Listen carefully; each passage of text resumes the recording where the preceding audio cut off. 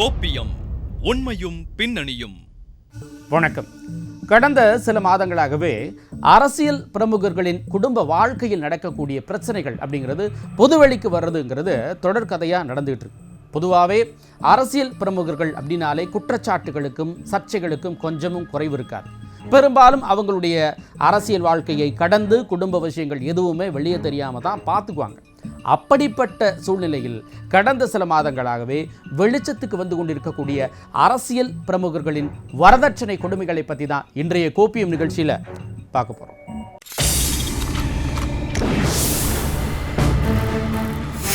ஆயிரம் பவுண்ட் கேட்டு மருமகளை கொடுமைப்படுத்திய அதிமுக எம்எல்ஏ, வரதட்சணை புகாரை மறுக்கும் எம்எல்ஏவின் மகன், வெளிச்சத்திற்கு வரும் அரசியல் பிரமுகர்களின் உண்மை முகங்கள். கீழே விழுந்துட்ட, தவறி அடிபட்டுருச்சு, அந்த மாதிரி ஒரு தடவை சொல்லுன்னு சொல்லிட்டு ஒரு தடவை அடிச்சுட்டு அவர் அதை வீடியோ எடுத்து வச்சிருப்பாரு.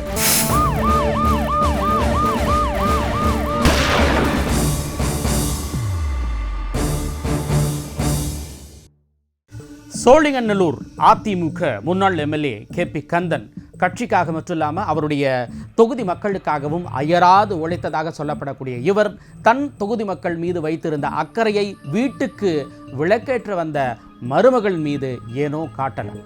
அதனால் அவருடைய மருமகளை ஆவடி காவல் ஆணையர் அலுவலகத்தில் அதிமுக முன்னாள் எம்எல்ஏ கேபி கந்தன் மற்றும் அவருடைய குடும்பத்தினர் 1000 சவரன் வரதட்சணை கேட்டு கொடுமைப்படுத்துகிறாங்க அப்படின்னு கொடுத்திருக்கக்கூடிய பரபரப்பான புகாரின் உண்மை என்ன, அதனுடைய பின்னணி என்னங்கிறத இப்போ பார்க்கலாம்.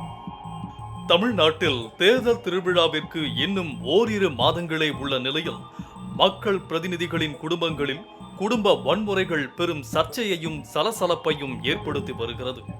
அப்படித்தான் கடந்த 4 நாட்களுக்கு முன்பு ஆவடி காவல் ஆணையர் அலுவலகத்தில் வரதட்சணை கொடுமை சம்பந்தமாக 1000 சவரன் நகை கேட்டு துன்புறுத்துவதாக ஒரு புகார் அளிக்கப்பட்டது.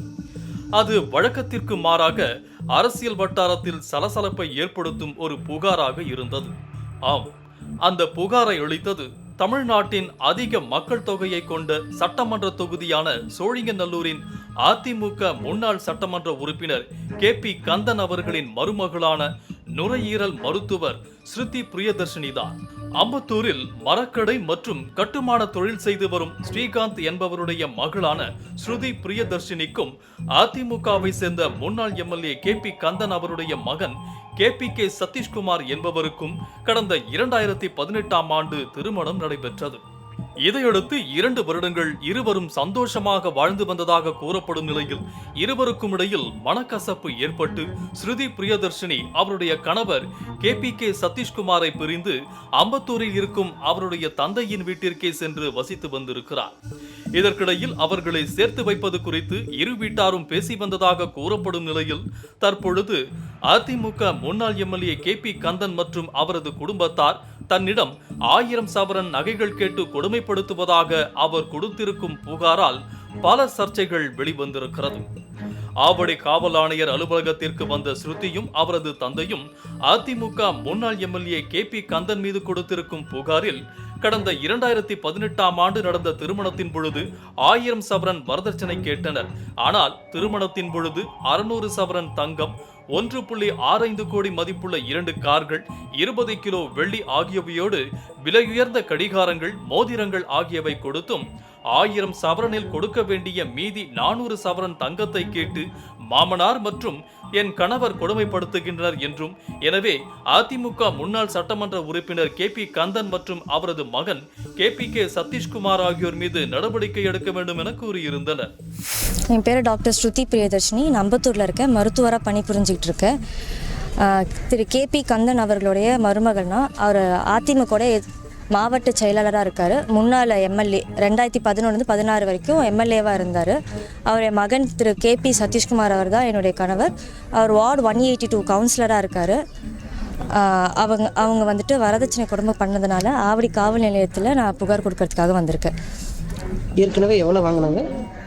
600 சவரன் தங்க நகை கொடுத்துருக்கோம், 20 கிலோ வெள்ளி கொடுத்துருக்கேன், 2 லக்ஸுரி கார் கொடுத்துருக்கோம். ஆடி Q7ம் BMW 530D ரெண்டுத்தோட மதிப்பு வந்து 1.25 கோடி அந்த அளவுக்கு கொடுத்துருக்கோம்.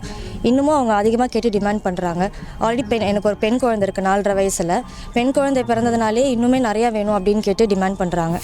இந்த புகாரால் வெளவெளத்து போன அதிமுக முன்னாள் எம்எல்ஏ KP கந்தன் மற்றும் அவரது குடும்பத்தினரும் உடனடியாக ஆவடி காவல் ஆணையர் அலுவலகத்திற்கு சென்று மருமகள் ஸ்ருதி அளித்த புகாரை மறுத்ததோடு எவ்வித ஆதாரமும் இல்லாமல் எங்களின் குடும்பத்தின் மீது பொய்யான புகாரை அளித்திருப்பதாகவும் தன்னுடைய மனைவிக்கு வேறொருவருடன் தொடர்பு இருந்ததால் ஏற்பட்ட மனக்கசப்பினால் கடந்த 2021ஆம் ஆண்டு முதல் இருவரும் பிரிந்து வாழ்ந்து வருவதாகவும் இது குறித்த வழக்கு ஏற்கனவே நீதிமன்றத்தில் இருப்பதாகவும் பணம் பறிக்கும் நோக்கத்திலும் அரசியல் வாழ்க்கைக்கு களங்கத்தை ஏற்படுத்தும் நோக்கத்திலும் தங்கள் மீது இத்தகைய பொய்யான வரதட்சணை புகாரை அளித்திருப்பதாக விளக்கம் அளித்தனர். அதிமுகவின் முன்னாள் எம்எல்ஏ KP கந்தன் மற்றும் அவருடைய குடும்பத்தினர் மீது அவருடைய மருமகள் கொடுத்திருக்கக்கூடிய இந்த வரதட்சணை கொடுமை புகாரால அவருடைய குடும்பத்துக்கு மட்டும் இல்ல, அவருடைய அரசியல் வாழ்க்கைக்கும் அது கிளியை ஏற்படுத்தியதை அடுத்து உடனடியாக அதை மறுத்திருக்கிறார். யார் மறுத்திருக்கா அப்படின்னா KP கந்தனின் மகன் அதை பற்றின விளக்கத்தை மறுத்திருக்கிறார்.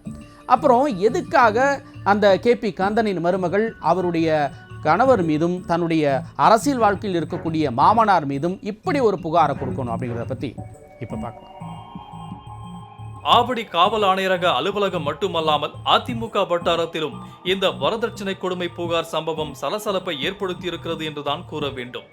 பெண்களுக்கு எதிரான வன்கொடுமைகளில் வரதட்சணை கொடுமைகள் எந்தவிதமான பாகுபாடுமின்றி அனைத்து தரப்பு மக்களிடையேயும் காணப்படுவது மணமகன் வீட்டாரின் பேராசையை உணர்த்துகிறது.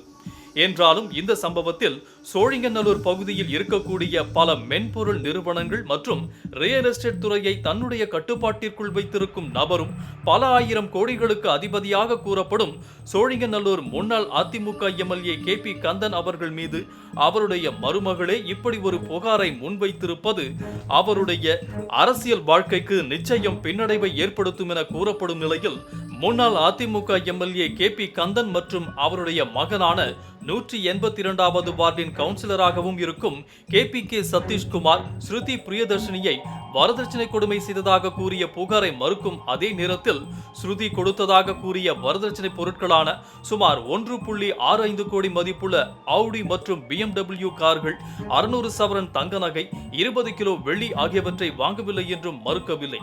மேலும் இவர்கள் கூறியதைப் போலவே திருமணத்திற்கு முன்பே கிண்டியில் உள்ள ITC சோலாவில் நடத்த வேண்டும் என்றும் நிச்சயதார்த்தத்திற்கு மணமகனுக்கு ரேடோ வாட்ச், வைர பிரேஸ்லெட், தங்கச் செயின், வைர மோதிரம் போட வேண்டும் என்றும் திருமணத்திற்கு பெண்ணிற்கு குறைந்தபட்சம் 1000 சவரன் தங்க நகைகளும் மாப்பிள்ளைக்கு 100 சவரன் தங்க நகைகளும் 2 விலை உயர்ந்த கார்களும் வரதட்சணையாகவும் திருமணம் அடையாறில் உள்ள ராமச்சந்திரா கன்வென்ஷன் சென்டரில் நடத்த வேண்டும் என்றும் நிர்பந்தித்ததாக குறிப்பிட்டுள்ளது. 6 வருஷம் ஆச்சு திருமணமாகி. ஆனால் கடந்த 3 வருஷமா நான் எங்கள் அப்பா வீட்டில் தான் இருக்கேன். பல முறை வந்துட்டு வார்த்தையாலும் ரொம்ப துன்புறுத்திருக்காரு, அடிப்பார், நிறைய துன்புறுத்திருக்காரு. ஆனால் நிறைய தடவை அடிச்சுட்டு அதுக்கான மருத்துவம் கூட அவருக்கு எனக்கு சரியாக பார்த்தது கிடையாது. ஏன்னா வெளியில் போயிட்டு அவர் அடித்ததை காட்டினா AR entry ஆயிரும், MLC கேஸ் ஆயிருன்றதுக்காக வீட்டிலே வச்சு ட்ரீட்மெண்ட் பண்ணிடுவாங்க. அவங்க அக்கா வந்துட்டு மருத்துவர், அவரும் அங்கே அதே வீட்டில் ஒரே வீட்டில் தான் ஒன்றா இருக்காங்க. ஸோ அவங்களே வந்துட்டு ட்ரீட்மெண்ட் கொடுத்துருவாங்க. ஒரு தடவை கூட என்னை ஹாஸ்பிட்டல் கூட்டிகிட்டு போனதில்லை. அவங்க கொடுமை தாங்க முடியாமல் ஒரு தடவை நான் தற்கொலை முயற்சி பண்ணேன், கையை கட் பண்ணிக்கிட்டேன். அப்பையும் என்னை வந்துட்டு அவ்வளோ டீப்பாக பிளட் லாஸ் அவ்வளோ இருந்துச்சு, டீப் wound இருந்தது. அதுக்கு சூச்சர் கூட அவங்க போடலை, எதுவுமே பண்ணாமல் மேலோட வெறும் ட்ரெஸ்ஸிங் மட்டும் பண்ணிவிட்டு அதுக்கு டாக்டர்கிட்டே அவங்க கூட்டிகிட்டு போகல. ஏன்னா வெளியில் கூட்டிகிட்டு போனால் MLC entry ஆயிருன்னு சொல்லி கூட்டிகிட்டே போகல. அவங்க ஒரு தடவையும் அடித்து துன்புறுத்திட்டு அந்த ஃபோட்டோலாம் வந்துட்டு அதை வந்து அவங்க வீடியோ எடுப்பார். அவர் எடுத்துட்டு இது வந்து நீயே கீழே விழுந்துட்ட, இந்த வீடியோவில் இப்போ சொல்லு, யாரும் ஒன்று அடிக்கலை, நீ கீழே விழுந்துட்ட, தவறி அடிபட்டுருச்சு, அந்த மாதிரி ஒரு தடவையும் சொல்லுன்னு சொல்லிட்டு ஒரு தடவையும் அடிச்சுட்டு அவர் அதை வீடியோ எடுத்து வச்சிருப்பாரு. இப்போ மருத்துவர் ஒரு முறை இன்னொரு 2ஆம் முறை நடக்குது, நீங்கள் அதை மீறி வந்து புகார் கொடுக்க ஏன் காலதாமதம்? சார் முடிஞ்ச அளவுக்கு எங்கள் அப்பா வந்து அவர் எப்போ கேட்டாலுமே ஒரு தடவையுமே இவ்வளோ வெள்ளி கொடுங்க தங்க கொடுங்கன்னு கேட்கும்போது எங்கள் அப்பா முடிஞ்ச அளவுக்கு கொடுத்துக்கிட்டே இருந்தார். ஸோ ஒரு அளவுக்கு மேலே எவ்வளோ கொடுத்தாலும் இது நிற்க போகிறது இல்லைன்ற ஸ்டேஜ் வந்ததுக்கப்புறம் தான் நான் கம்ப்ளைண்ட் கொடுக்க வந்திருக்கேன். ஏன்னா எங்கள் அப்பாவும் சமுதாயத்தில் ஒரு மதிக்கத்தக்க இடத்துல இருக்கனால இது வெளியில் தெரிய வேண்டாம். முடிஞ்ச அளவுக்கு இப்போ எனக்கு ஒரு பெண் குழந்தை வேறு இருக்குது. ஸோ இது டிவோர்ஸ் கேஸ் இந்த மாதிரி கேஸ் எல்லாம் போச்சுன்னா குழந்தையோட வாழ்க்கை அஃபெக்ட் ஆகுன்றதுக்காக முடிஞ்ச அளவுக்கு நான் பொறுத்து பார்த்தேன். இதுக்கப்புறம் பொறுக்க முடியல. எவ்வளோ கேட்டாலும் கொடுத்தாலுமே அவங்க வந்துட்டு இன்னுமே இப்போ டிமாண்ட் பண்ணுறாங்களே தவிர நல்லா வச்சுப்பாங்கன்ற நம்பிக்கை எனக்கு இல்லை. பணம் இல்லை, இப்போ ஹஸ்பண்ட் மட்டும் தான் ஹராஸ் பண்றாரா இல்ல ஃபேமிலி மட்டும்? Entire family sir. ஹஸ்பண்ட், அப்பா, அம்மா, அவங்க அக்கா. ஆனால் முன்னாள் அதிமுக எம்எல்ஏவான KP கந்தன் மற்றும் அவருடைய மகனான KPK சதீஷ்குமாரும் இந்த புகாரை மறுத்து அதனை பொய் எனவும் கடந்த 2 வருடங்களாக நீதிமன்றத்தில் வழக்கு நடந்து கொண்டிருப்பதாகவும் இந்த நிலையில் இவர்களின் புகாரை மறுப்பது சற்று முரண்பாடாகவே இருக்கிறது. இன்னைக்கு டிஜிபி அவர்களை நேர்ல சந்திச்சோம். ஆமா, அவர்கிட்டயே நேர்ல சந்திச்சு கம்ப்ளைண்ட் கொடுத்துருக்கோம். கம்ப்ளைண்ட் என்னவென்றால் 2022 நான் டிவோர்ஸ்க்கு கோர்ட்ல ஃபைல் பண்ணிட்டேன். ஃபைல் பண்ணி கோர்ட்ல கிட்டத்தட்ட 1.5 வருஷத்துக்கு மேல கேஸ் நடந்து கொண்டு இருக்கிறது. கேஸுக்கு நானும் ஆஜராகி தான் வந்துட்டு இருக்கேன், அவங்களும் ஆஜராகி தான் வந்துட்டு இருக்காங்க. ஸோ அந்த பட்சத்தில் 2 வருஷம் கழிச்சு ஆல்மோஸ்ட் அவங்க இப்போ சொல்றாங்கன்றதுலயே தெரியுது இது தகவல் பொய்யானது. நேற்று ஆவடி ஸ்டேஷன்ல போயிட்டு என் மேலேயும் என் குடும்பத்தினர் மேலேயும் அவங்க கொடுத்துருக்காங்க. ஆல்ரெடி கோர்ட்ல நடந்துட்டு இருக்க ஒரு கேஸ் இருக்கும்போது, சிவில் கேஸ் இருக்கும்போது இவங்க இப்படி கொடுக்கறதுலே தெரியுது இது தூண்டுதல் காரணமாக அரசியல் காழ்ப்புணர்ச்சியில இவங்க பண்றாங்க. நாளைக்கு வர கேஸ்ல நாளைக்கு கேஸ் ஹியரிங் வருது. அந்த கேஸ் ஹியரிங் வர்றதுனால அவங்க கவுண்டர் ஃபைல் பண்ணணும். சைல்டு கஸ்டடிக்கும் அவங்க மேல இல்லீகல் அஃபேர் வச்சிருக்கிறதுக்காகவும் நான் கேஸ் ஃபைல் பண்ணியிருக்கேன். ஸோ அதுக்கு 2 தடவை அவங்க ஆஜர் ஆகல. 2 தடவை ஆஜர் ஆகாம திருப்பி நாளைக்கு கேஸ் வருது. நாளைக்கு கேஸ் வர பட்சத்தில் அவங்க நேற்று போய் இந்த மாதிரி ஒரு வேலையை பார்த்தாங்க. மேலும் இவர்களின் திருமணத்தை அடுத்து முதல் குழந்தை பிறக்கும் வரை மகிழ்ச்சியாக இருந்ததாகவும் அதுவரை அவர்கள் கேட்டதையும் தொடர்ந்து கொடுத்து வந்த நிலையில் பிறந்தது பெண் குழந்தை என்றதும் அவர்களின் அணுகுமுறை மாறியதோடு மீதம் கொடுக்க வேண்டிய வரதட்சணையை மிகவும் கராராக கேட்டு வந்ததாலேயே பலமுறை தான் தற்கொலைக்கு முயன்றும் கூட அவர்கள் வரதட்சணையிலேயே குறியாக இருந்தார்கள் என்பது பெண்களுக்கு எதிரான வன்முறையில் இருந்து இன்னும் மக்களின் பிரதிநிதியே மாறவில்லை என்பதையே காட்டுகிறது. அதிலும் கடந்த சில மாதங்களாகவே மக்கள் பிரதிநிதிகளான மேட்டூர் பாமக கட்சி எம்எல்ஏ சதாசிவம், அதிமுக முன்னாள் அமைச்சர் KP அன்பழகன், திமுக எம்எல்ஏ கருணாநிதி, தற்பொழுது அதிமுக முன்னாள் எம்எல்ஏ KP கந்தன் என தொடர்ந்து பெண்களுக்கு எதிரான வன்முறைகளில் சிக்கி சர்ச்சைக்குள்ளாகி வருவது வெளியே பயிரை மேய்ந்த கதையாக மக்களிடையே பெரும் அதிர்ச்சியை ஏற்படுத்தி இருப்பதோடு மக்கள் மத்தியில் நன்மதிப்பையும் நம்பிக்கையையும் இழந்து வருகின்றனர் என்றே கூறலாம். முன்னாள் முதல் மந்திரி இருந்த ஜெயலலிதா அவர்களுடைய வழியாக வந்தவர். அப்படி இருக்கக்கூடிய சூழலில் அம்மையார் ஜெயலலிதா அம்மையார்கள் பொறுத்தவரை வரதட்சணை கொடுமை என்ற விஷயத்தை மிகவும் கடுமையாகத்தான் பார்த்திருக்கிறார். அவர் பீரியட்ல தான் குடும்ப நல சட்டம் ஒன்று இயற்றப்பட்டிருது. பெண் கொடுமை தவிர்க்கப்பட வேண்டும் என்று நினைத்த ஒரு முதல் மந்திரியினுடைய கட்சியில் இருந்து வந்த இந்த KP கந்தன் இந்த கோரிக்கையை எழுப்பி தன்னுடைய மருமகளை தன்னுடைய வீட்டை விட்டு வெளியே அனுப்பி இருப்பது என்பது மிகவும் தவறான ஒரு முன்னுதாரணம். இவர்கள் அனைவரும் இவர்களை போன்றவர்கள் எல்லாம் சட்டத்தால் தண்டிக்கப்பட வேண்டும். இப்போ காவல்துறையோ அல்லது நீதிமன்றங்களோ என்ன செய்திருக்கணும்? இந்த விஷயத்தை புகார் கொடுத்த உடனே கூப்பிட்டு விசாரித்து உடனடியாக அவங்க வழக்கு மன்றத்தில் நிறுத்திருக்கணும் அல்லது பேச்சுவார்த்தை மூலம் சமரச தீர்வு மூலம் தீர்த்து வைத்திருக்க வேண்டும். அது என்ன செய்திருக்கிறார்கள் என்று காவல்துறை நடவடிக்கை ஒன்றும் தெரியவில்லை. இருந்தாலும் கூட KP கந்தன் ஒரு முன்னாள் சட்டமன்ற உறுப்பினர், அவரது மகன் KPK சதீஷ்குமார் அவரும் நகராட்சியினுடைய மாமன்றத்தினுடைய இப்போ ஒரு உறுப்பினர். அப்படி இருக்கையில் இந்திய அரசியலமைப்பு சட்டத்திற்கும் இந்திய தண்டனை சட்டத்திற்கும் பொதுவான நடைமுறை வாழ்க்கைக்கும் ஊறு விளைவிக்குமான இந்த செயலில் ஈடுபட்டுகிறார். இது மிகவும் கண்டிக்கத்தக்கது. இப்போ இவர்களை பார்த்துவிட்டு சாமானிய மக்கள் ஒரு எம்எல்ஏவே செஞ்சா, ஒரு வார்டு உறுப்பினர் செஞ்சா, அந்த போலீஸ் என்னையா நம்மளை செஞ்சிட ஒண்ணுமே செய்யல, நம்மளை என்னையா செஞ்சிட போதுன்ற ஒரு தவறான ஒரு செயலுக்கு வழிவகுத்து விடும். அவங்க அதில் ஈடுபடுவதற்கான செயலில் ஈடுபடி. அதனால இது மிகவும் கண்டிக்கத்தக்கது. பொதுவாக வாழ்க்கையின் அடிமட்டத்திலிருந்து ஒரு சாதாரண தொண்டனாக வாழ்க்கையை ஆரம்பிக்கக்கூடிய அரசியல் முக்கியஸ்தர்கள் அரசியல் வாழ்க்கையில் அசுர வளர்ச்சியின் பலனாக சமுதாயத்திலையும் பொருளாதாரத்திலையும் அசைக்க முடியாத ஒரு சக்தியாக உருவானாலும் கூட பேராசைகள் அவங்கள விட்டு அகலலை அப்படிங்கிறத தான் உணர்த்துது இந்த மாதிரியான சம்பவங்கள்.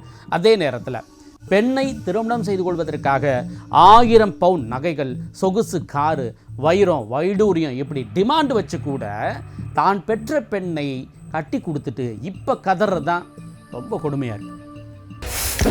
கோப்பியம், உண்மையும் பின்னணியும்.